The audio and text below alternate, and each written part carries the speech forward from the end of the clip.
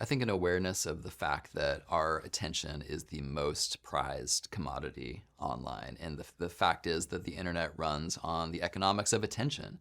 There is money to be made the more that you can commandeer someone's attention, the more time people spend on platform, the more eyeballs that are on any given thing, the more people are clicking on this and watching that, there's more money that someone is making. And so just being realistic that that is the reality, when you pull out your smartphone, that is what is at stake. And when money is at stake, what tends to happen is the incentives are very powerful to make things as effective as possible, right? So if it's true that your attention is a prized commodity and that this is a highly competitive attention economy, then you know that the companies that are putting together ads and putting together enticing videos and things to grab your attention, they have every incentive to make that as alluring, as, clickbaity as possible. And so we have to go into our online time just very aware of that and very guarded, because at the end of the day, your attention, where you give your attention, it matters for your spiritual formation.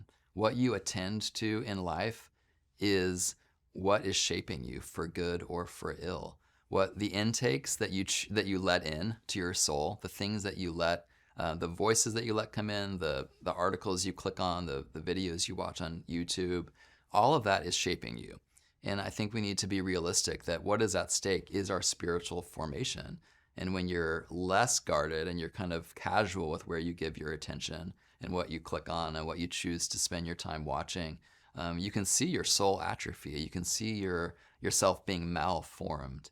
But if you're careful and you're kind of dogged in where you give your attention and where you won't give your attention, and you're intentional about only giving your attention to things that you think are going to be edifying and healthy and aren't just in it for, profit or kind of getting your eyeballs on something by any means necessary, but there's actually some sort of good intention perhaps at play, then that's going to be a bit better for your spiritual formation. So I would just say, remember that attention is spiritual formation. What you attend to in life is forming you spiritually, and the internet is one big game for attention. It's one big competition for attention. And so there are forces there. I believe it's a spiritual battle. I believe there is spiritual warfare every time you go online, because obviously the devil wants to get your attention on this thing, right?